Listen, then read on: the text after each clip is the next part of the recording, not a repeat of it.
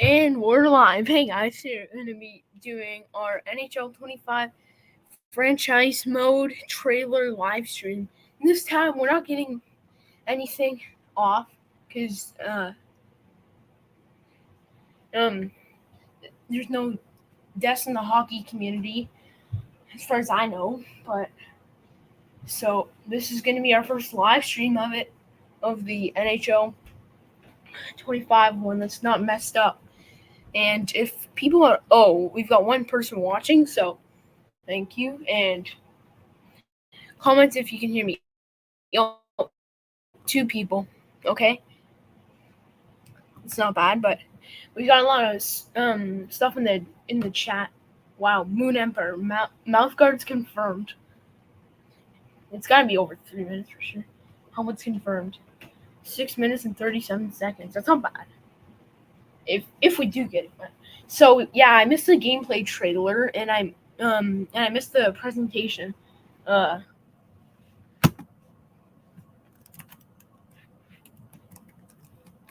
Ace Sanashi, you said this will be the best sports game of the year. Oh yeah, easily.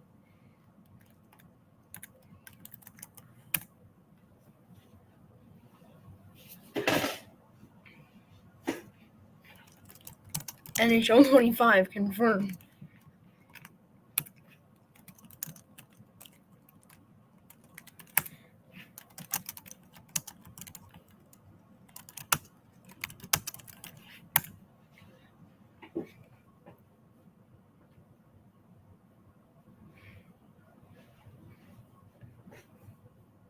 When is Get Out? What? Okay, I'm gonna try and duplicate this. See if I can just click on this. Duplicate. And she did get the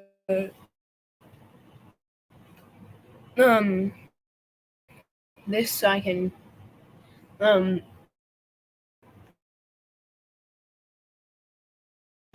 okay.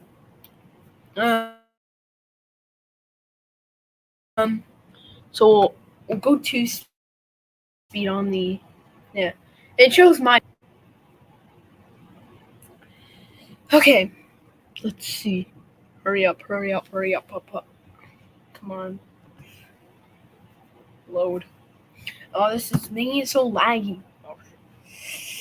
And the presentation stuff came out. I gotta say, the grudge match looks awesome. Okay.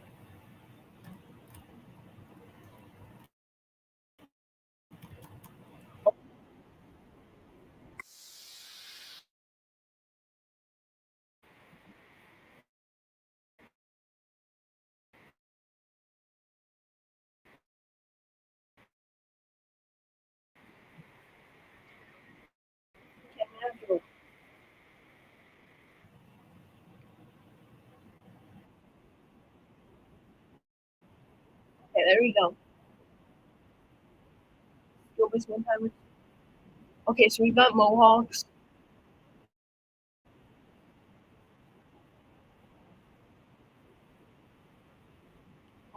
These clean animations, these little things are gonna be so cool for the game.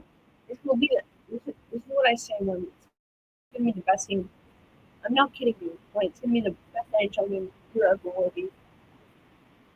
Unless Ice Cube, the next gen vision will completely backfire. It could complete. Some things can backfire into control. Like we saw the back skating around the net, and it was an easy goal for McKinnon. So we might bet honestly back. They still have Cole Caulfield's old number on it. His number 13 because of Johnny Gaudreau. These one timers though, they're gonna be so much cleaner. Hopefully, EA should just completely remove the possibility of getting those cross crease 2-0. Reactive actions, though, these little things, these just tiny little animations, uh, these tiny little things that people don't notice. And now we're finally getting. So this one time is just gotta. There's looks like there's red and green, and you gotta get it on the green. Yeah. Okay, that was a really fast, but can't wait for. Oh, what just happened? Okay, I accidentally removed my. Okay, your browser has lost connection to your screen share audio. Try sharing your screen again. Oh, it is a problem. I am live streaming an important stream, buddy. You can't just go off on me. I do not have 2 bars of Wi-Fi. This is terrible. I mean, StreamYard was my streamer was good at first, but now I'm just seeing lag. It's pure lag. I do not have 2 bars on Wi-Fi. My Wi-Fi is much better. I am like right next to the Wi-Fi box, and I have the best Wi-Fi you could ask for, and you're giving me nothing.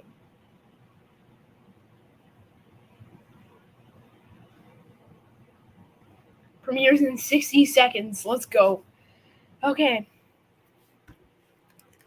Let's put it in the chat.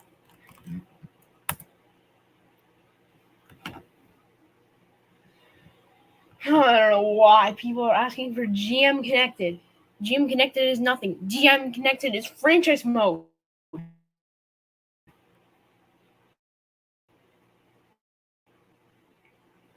We already chat. So, yo, Johnny. R.I.P. Johnny Hockey. Paul Creed isn't in the game. It's trans me all right. Charles win the cup. Crooks, Bacon Country, Johnny Haya Bacon. Who's Bacon Country? Bacon, gotta love bacon. Okay, premiere will begin shortly. Gonna be the biggest letdown. Every other ES. No, I would not agree with that because NHL 25 will be good. These little things that they did will be so much better. It will make the game so much smoother. It will make the game so much cleaner. It will make the game the best NHL game of all time. Trolls. NHL better than Madden. Oh yeah. And it's better than 2K25. I mean, yeah, 2K25. Talk to where am I, Yacht Squad? What? There's no way Johnny's actually gonna watch his stream. Relax, guys. Pavel Barber's on this?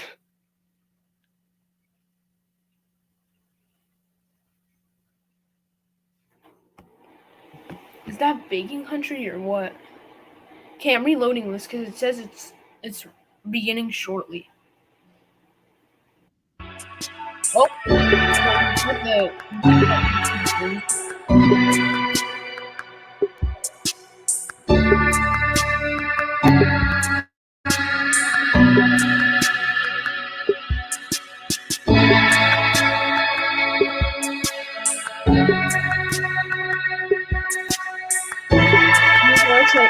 it's not the NHL 23 thing, AI.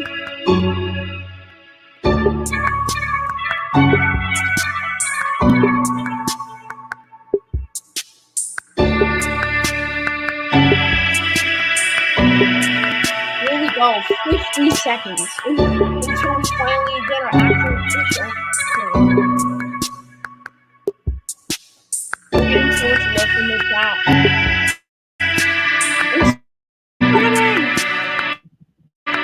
Oh yeah, I had always take it off.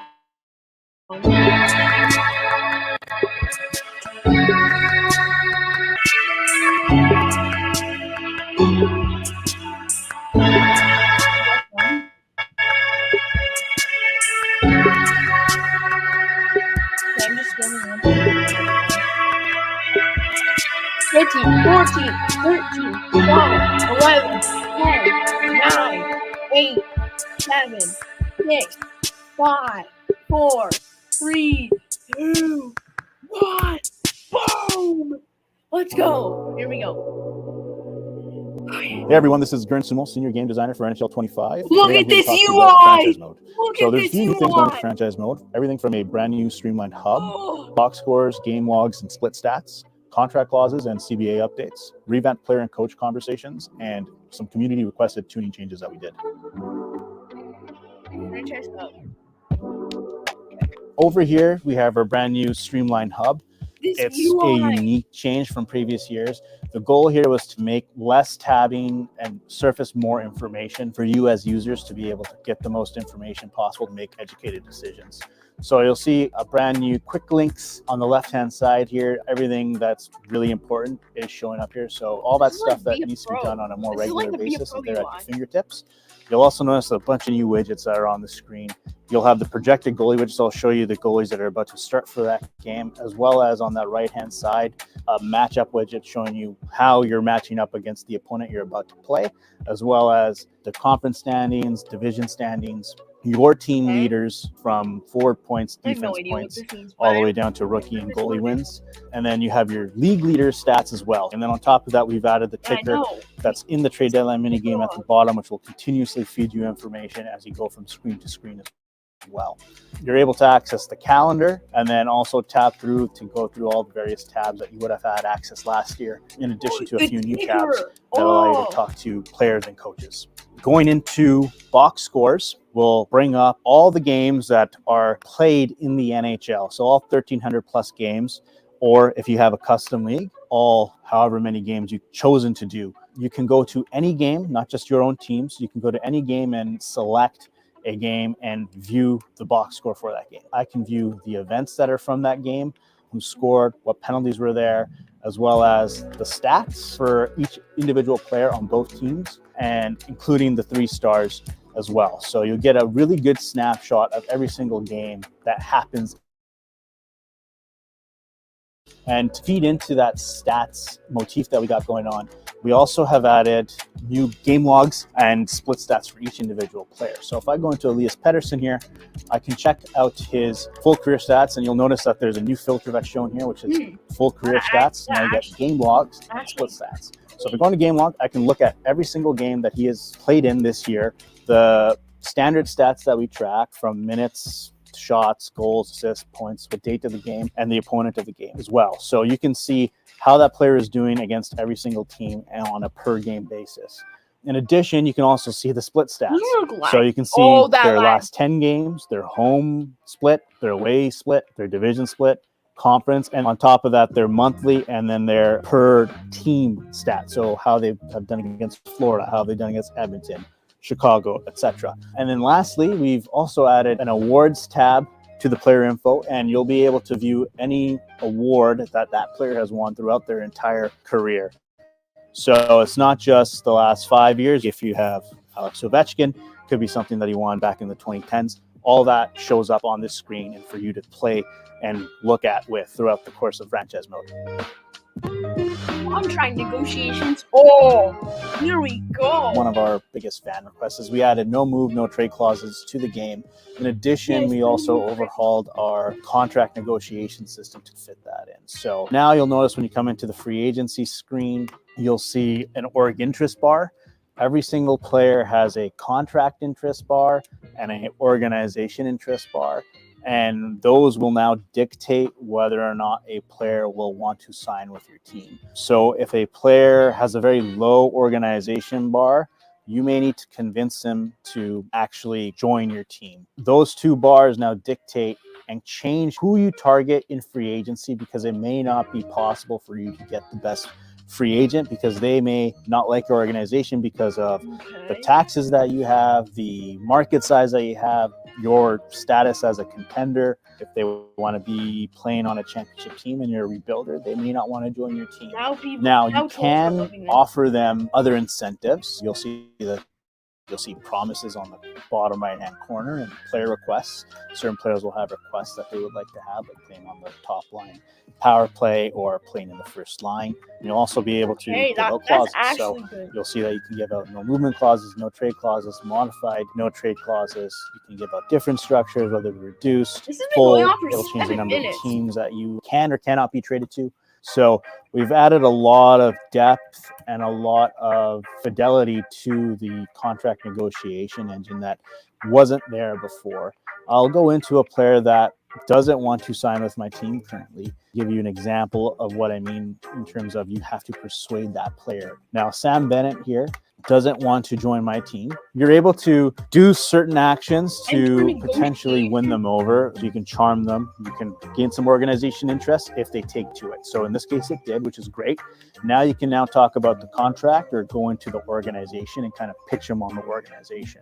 So if I go into here, I can now pitch him on the market size and the team status and persuade him into wanting to join my team and forego his expectation of preferring to play in a smaller market like Florida.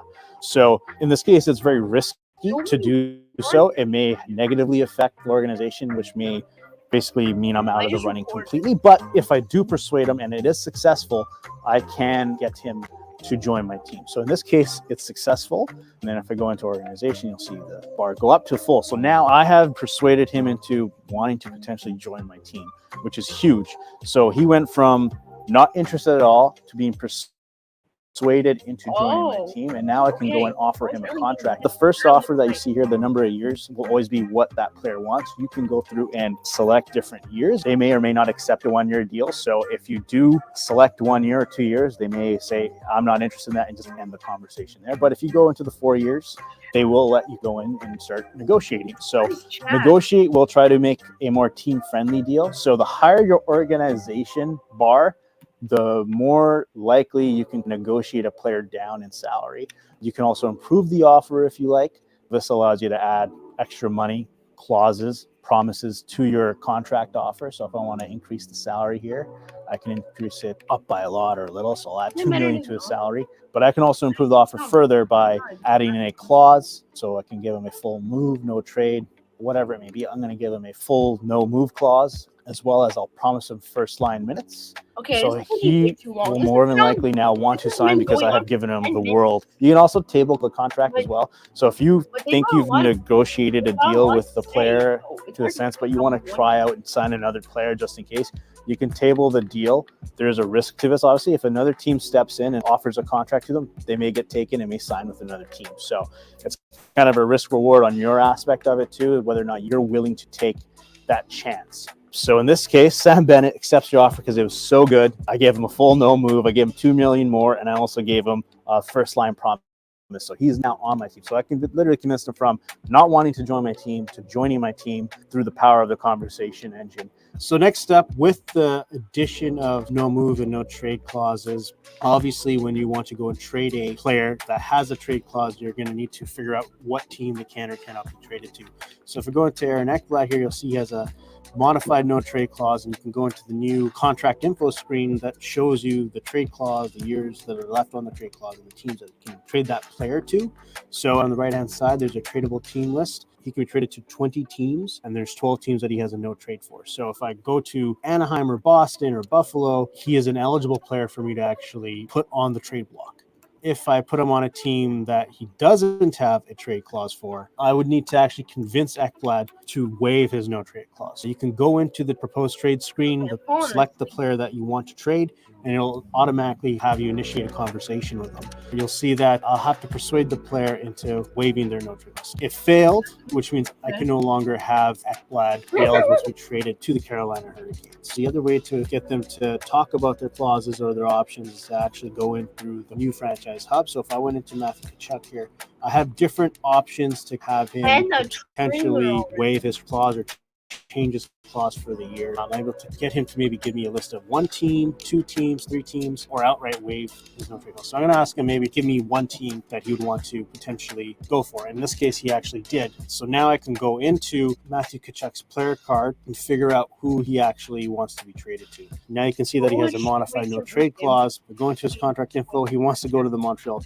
Canadiens. So I can now add him to the block for the Montreal Canadiens, and then you'll be able to make a trade. The conversation engine allows you to kind of have a little bit of flexibility and how much you want that player to waive, whether it be a fully waive their clause or to kind of select a certain amount of teams. It allows you to pick a riskier or less riskier option to give the player still some agency as well.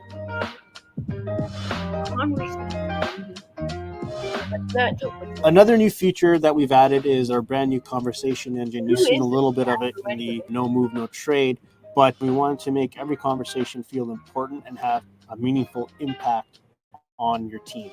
So gone are the ice time conversations where players are complaining about things. It's now more of a proactive system where you are now assigning players goals or trying to make that player better or try to fit into your system as you need to. If I go into Korchinski here, you'll notice that there's two options for me to select from: season goal or on ice play. Each of these has their own subset of items that you'll be able to select through. For season goals, this actually influences player development, something that in the past you as a user didn't really have a lot of influence over. Now you will with season goals. So you can select a season goal. You'll have two options of short-term goals. So these are half-season goals. They're shorter goals and they give you less of a reward potentially. And then we have long-term goals, which allow you to perform a stat challenge, an award challenge, and then an X-Factor challenge. These challenges allow you to give a player potentially an X-Factor ability, whether it be a zone or a superstar ability. Award challenges are asking a player to win an award, and by winning that award, they may gain. Nobody cares about PC. And then you have stat challenges, which you may ask a player to score X amount of goals, assists, or plus minus or block shots, and they will gain potential ratings impact onto themselves based off of completing that goal. Now, it isn't that it's a hard line, so as long as I'm close, he'll get some of that reward to passing, but he may not get the full amount. So it is really forgiving in that sense, but you do want to get as close as you possibly can to that marker to help influence that player. So in this case, I'll set a goal to have him score 40 assists, and then once that's in there, you'll be able to check out the goal in the morale screen as you sim through a season and you look at their stats and see how they're doing. Now that I've assigned a player goal to that player, I can also go into the on ice play and potentially have them change their play style or the position. You'll notice on the upper right hand side of the screen that you have something called adaptability. Every player has adaptability rating. This adaptability rating allows us to control how likely a player will potentially adhere to being able to change to a new playing style or a position that they play. The younger the player, it'll actually make it a little bit more easier for that player to be a little bit more malleable and a little bit more easier for them to learn that new play style or position. So an older player will be a little bit more set in their ways and may not be able to switch to that position or play style, but true to real life as well. So in this instance here, we're able to look at these two options of play style and position. I'll select to change his position. It'll give me options to be either straight up, change him out of left defense, I can move him to right defense as well. These are both persuades and they have different factors that weigh in. So in this case, I want to add a secondary position. To lower his defensive awareness rating, the harder it will be to convince him. If I want to change his position, players with higher defensive awareness rating will be harder to convince. So players that are really good at defense, they probably don't want to move out from defense. But if the player has a lower defensive awareness, you may be able to get them to change to a forward. Here I'll ask Korchinski to change his position. So in this case, that persuade failed. In many cases, the persuade may or may not work, but you do have the ability to change a player's position and play style. It all has a multitude of different factors that go into it. Again, we really wanted to give you as the user the ability to have more fidelity, more control over the players to fit within the system that you're trying to build. Oh, yeah. So in addition, you can also talk to your head coach. You can talk about your preseason or your game plan for the team. And these essentially are buffs to your team that you get for the season, whether it be conditioning, strength training, skill training, 5-on-5 focus, power play, penalty kill, video sessions. So all of these will have different buffs and debuffs. I've selected power play. This will give my team a buff for the power play, but also have a debuff on my penalty kill. So in this case, I got him to adhere to that preseason focus. I can go back in and talk to him also about the game plan that he has. So we can talk about preferred lines. He is locked until the regular season, and I'll get into that as well. And Ice time this allocation is already. also locked until the regular season, but this will allow you to allocate whether or not you want your team to roll 4 lines, 3 lines, top heavy. It allows you to kind of manipulate that and have the best possible situation for your team. So now that we're here in the regular season, I'm now able to chat with my coach. So if I'm in the edit line screen, I can hit the Y button to go into strategies and then bring up the coach card from here. I can go into this meeting availability and then chat with the coach about their game plan. So I can now talk to them about the preferred lines or ice time allocation, as that's no longer locked. I can get them to potentially change those things. So in this case, I want him to reorganize or lock players into certain lines. I can now do so. I persuaded them into being open to it. If in the instance where it fails, you can still force the coach to go through this flow. You will lose morale as a trade-off, but at the end of the day, you are the GM and you hire the coach, so you are able to brute force your way through it. So in this case, I want to look at my forwards and I want to have my line 2 center be Elias Pettersson. So if I go into line 2 and center, I can now lock in Elias Pettersson as the center for that line. Now I can also make his left wing. In this instance, I'll just put Jake DeBrusk. And then if I go into that line screen again, you'll notice that when I hit best lines now, those players should now get into that slot. You now see Elias Pettersson and Jake DeBrusk in that role. So if I move Pettersson down to the 4th line here and then I hit best lines, it will always lock them into that line. So if he gets hurt and comes back into the lineup, it will remember that and put him back into the right spot. So you can lock all your lines exactly how you want it and really help the usability for playing with injuries on. So you're able to have your lines always constructed in the way that you want them. And the coach will make sure that they do best lines in that manner. It is quite a cumbersome thing. So this was our way with the power of the conversation engine to allow you to actually lock in players into those lines.